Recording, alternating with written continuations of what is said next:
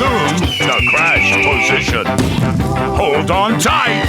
Take a deep breath for a cartoon Cramaganza. Alright, baby, let's rock and roll! Back before we had shows like Robot Chicken and Liquid Television, there was a little show called Kablam! Evil Liquid? What fiend would do such a thing? Maybe the guy who threw that brick! And oh man, what a show it was! A show filled with lots of parodies, a variety of animation, live action skits, all splashed together with lots of comedy and cartoon shorts. Being brought to you by two cartoon passionate hosts, Henry and June. Now Henry was the green haired guy of the show, who was the more serious of the two, being more hyperactive, full of enthusiasm, and just all likable bundle of energy trying to keep the audience into it. Master H is what they call me. My fresh rhymes sting like a bumblebee, and that's the straight 411, G.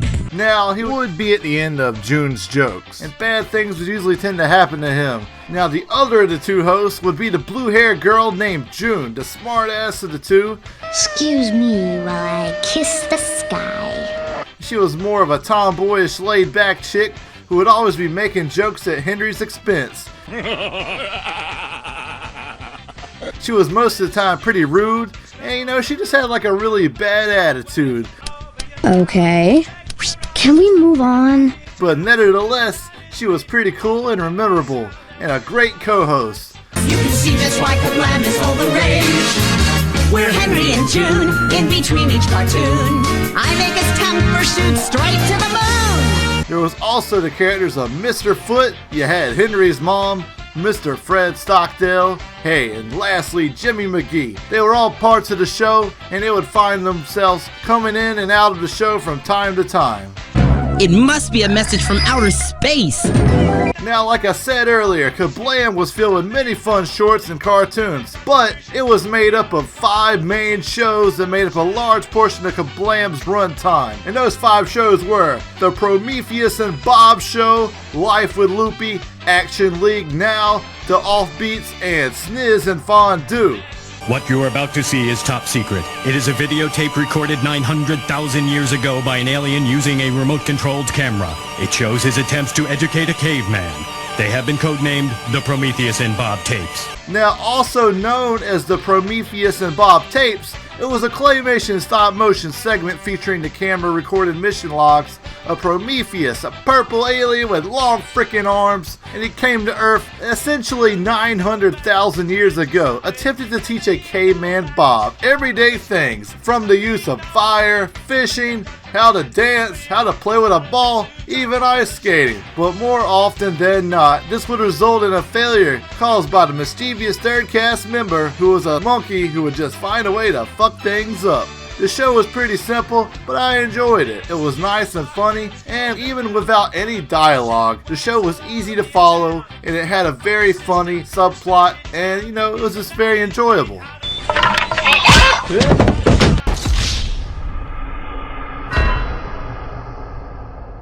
Now, the next show we're going to be talking about is called Action League Now. And it was about the adventures of these action figures in the suburbia setting, would go off on all these different adventures and find a way to get themselves into many problems, and it was up to their brilliant strategies and ideas and the help of their friends to get out of their bad situation. So you got the 4 main action figures, and I'm just going to let the intro introduce who they are.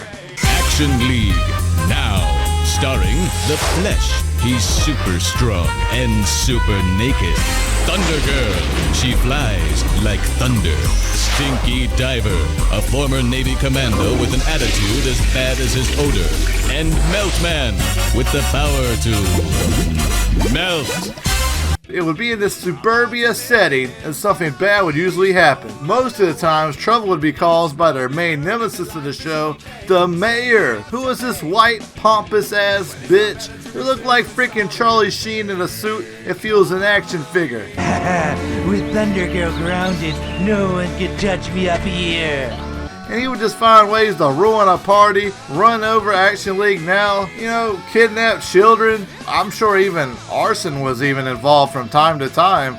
And it was up to Action League to stop him and put an end to his plans. You also had the scientist of the show, this blonde Bill Nye the Science Guy character. Bill Nye the Science Guy. He would invent things to help the Action League heroes fight their nemesis. And of course, you can't have a team without having a main boss. And his name was the Chief, this black business embodiment of Chris Rock. If he was an action figure with his enthusiasm level turned up to 130%.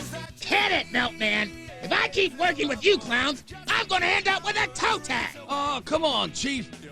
Now, my favorite character would definitely have to be Stinky Diver, due to his awesome shenanigans and how much of a badass he usually was. And sometimes his shenanigans would get himself flushed down a toilet. Hey, but that's nothing Stinky Diver can't handle. The show went on for a total of 51 episodes, making this Kablam's most successful show as far as quantity of episodes. Now, the third show we're going to be talking about is called The Offbeats, a show made by Mo Williams. Some of you might know Mo Williams because he went on to co-create Codename Kids Next Door in 2005 alongside Tom Warburton. Now, The Offbeats was about these unpopular kids versus the popular kids, and they would all be in these different kinds of situations, and they would all try to one-up each other and see whose group is better than who. The art style really reminded me of some Peanuts animation. It was really nice to look at. I really enjoyed the show. It was very funny. You never knew what was really going to happen. And my favorite character from the show, it would definitely have to be this dude Tommy. And there was this one of these running gags throughout the show. He would just run up to the random people out of nowhere, like the popular kids, and he would start screaming at the top of his lungs like, "Damn, dude."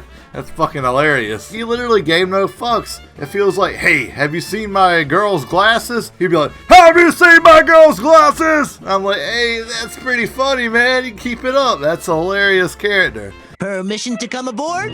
Fondue! Oh, Fondue! I'm sorry I tried to make you my shrimp slave.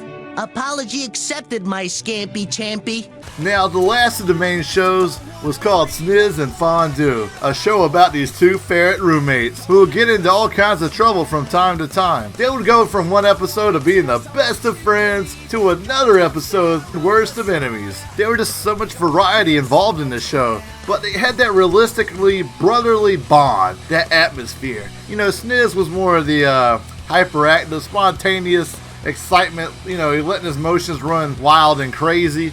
And then you had Fondue. He was the more serious, calm, and collected of the two, but he was kind of greedy in the show and a little selfish, so I kind of like Sniz more than him. Go! Selfish. And the show went on for a total of 24 episodes, so not too bad. Out of Kablam's total of 48 episodes. Do not adjust your set. Now, this show was my favorite thing out of all of Kablam, and I would give it that slight edge over Sniz and Fondue as well. Mainly because it had its own special bizarre charm about it. The show was titled Life with Loopy, and yes, it had some very diverse animations as well as some spot-on good writing. The only slight disadvantage I would say about the show is usually each episode would only last nearly about 4 minutes, but it made up for very good quality. It had some very good hilarious jokes in it, and I really appreciate all the different animations being used. Kind of similar to what Gumball does nowadays for cartoons. Now, the styles of animation that the show included was stop motion, puppetry, live action, computer graphics, all splashed together. And strangely enough, for the time that it came out, it really worked well for it. The characters would have these puppet bodies while their heads were made from this more stable metal material, while using computer-generated keyframing to match mouth movements when needed. Loopy was a very cool and enthusiastic character, and she had such a wide span of imagination, making each episode always had that big surprise fun, you never knew what was going to happen factor. I would highly suggest you go check out the show if you haven't, and it has a total of 35 plus episodes, and many of them are instant classics. Hey, Kablamoids! Keep your Heiner in the recliner. Still to come, Life with Loopy, Prometheus and Bob, and more Action League now, right here on Kablam!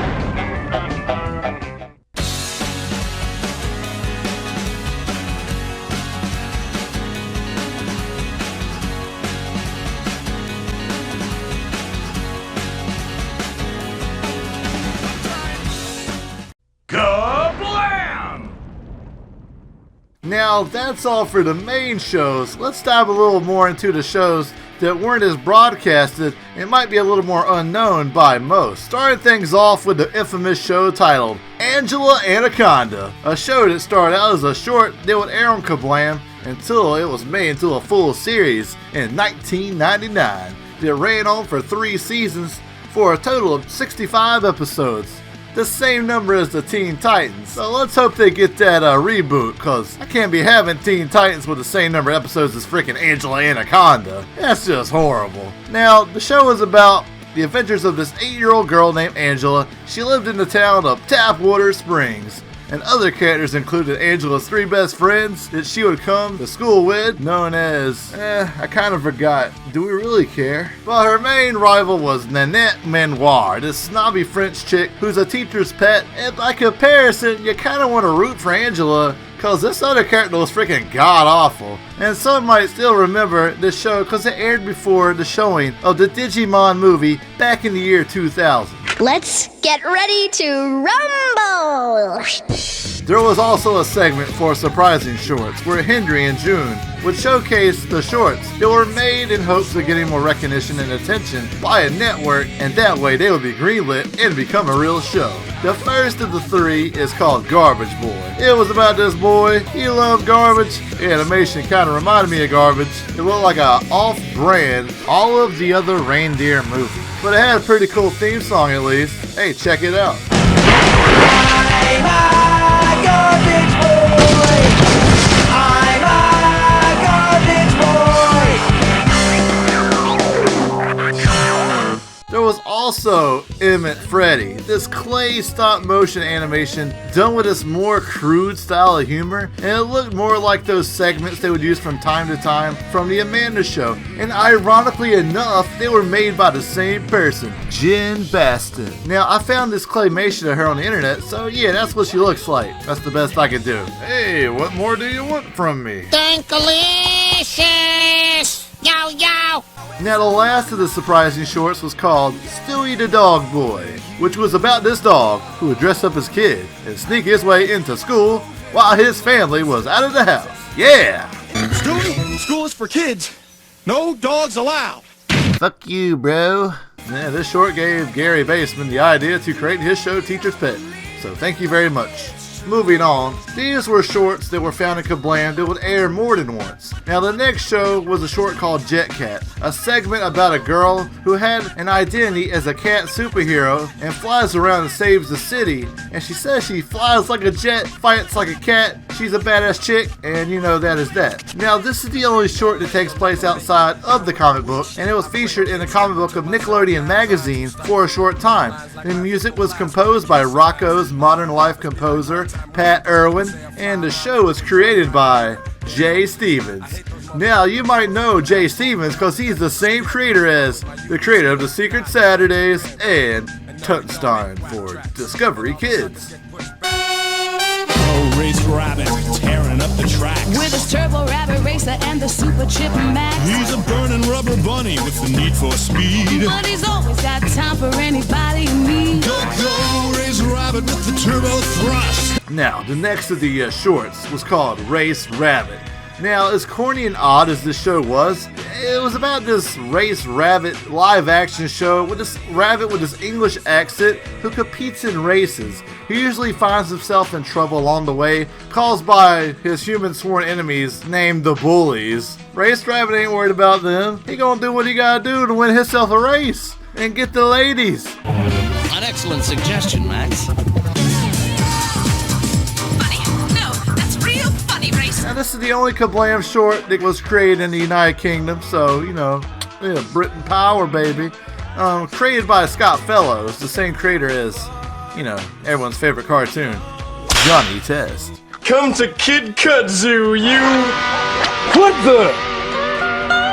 Not so diggity-dang-dang fast, Kid Kudzu. The name's Patchhead, and the ball whacking ain't over till the fat caddy sings. Okay, divot head. Now, The Adventures of Patchhead was a show about a barefoot southern accent kid who wears a freaking watermelon on his head, and his main prerogative was stopping cheaters from winning different competitions. Hey, you gotta stop them cheaters. It's important.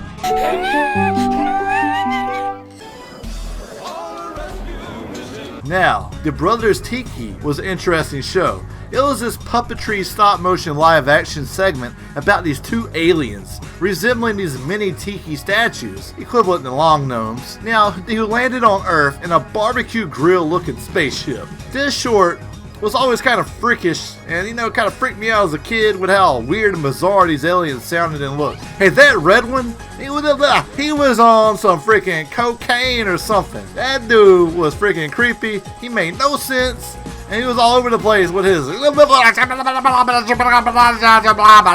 mean, he just sounded crazy, but he's an alien. That's what he's supposed to sound like. Now, the next 5 shorts are shorts that only aired on Kablam once. Starting off with Fuzzball, a cartoon about a tomboy who breaks her dad's trophy and she must win him a new one. It had that King of the Hill vibe to it. It was pretty alright. Really liked the music at the start. Pretty catchy. Yeah, it's my jam. And who has to go outside to use the bathroom? The dog. Yeah. And who gets his belly rubbed and gets pampered every day? The dog, the dog, the dog! D-O-G, dog, got it? How does a dog get all that attention? Now you got the Louie and Louie Show, a short about these two neglected pets. You got a hamster and a chameleon, both named Louie, and they try to get attention from their owners who are too busy playing with the family dog. And the short was animated by, if you can tell, animation looks very similar to Teacher's Pet because it was created by the same person, Gary Baseman. A small band of unlikely heroes known as the Little Freaks are studying. Freaks! We gotta do something. The sheer fabric of self-expression is dangling by a thread. Tryla is right. Now, the next cartoon was really obscure. It was called The Little Freaks. It was about these 3 freaky superheroes who would try to stop a villain from controlling the world's fashion trends. You got this one girl with 3 eyes, you got this Asian dude with a brain popping out of his head, and you got these 2 conjoined twins put together with this big clock around their neck. All these characters are terrible. The Asian dude was the best, but this show looked pretty racist, and I got nothing more to say about it. If you like fashion and being racist, this is the show for you.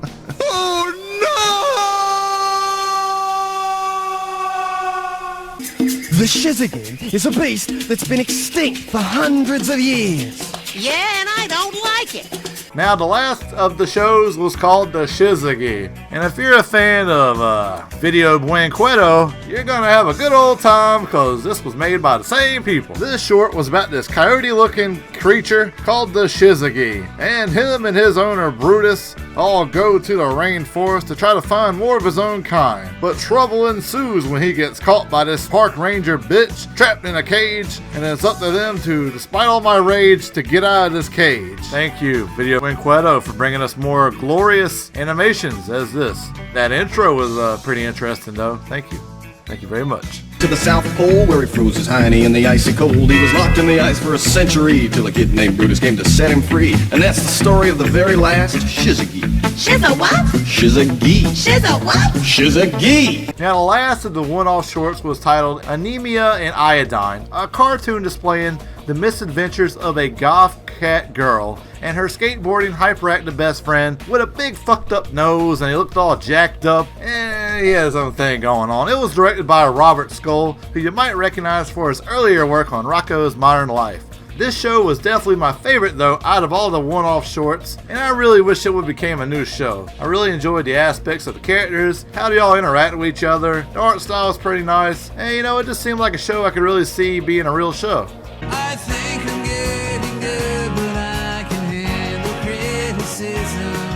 I'll show you what I know, and you can tell me if you think I'm getting better on the drums. Now, the last thing that Kablam did, I thought it was pretty special that I wanted to throw into this review, was they would show different music videos from upstart rising artists at the time and try to get more recognition out there for them so more kids and people can learn about their music. Because hey, at the time, why would MTV be doing that? The Music Television Network airing music videos? That's just crazy. Forget that, that's stupid.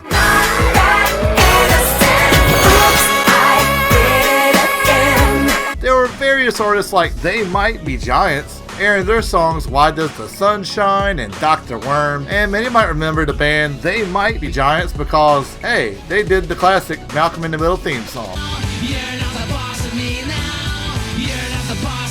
In addition, there was a music video of Hockey Monkey that was performed by the Zambonis, and you know, it got its run airtime on Kablam as well, so a lot of more people learn about that.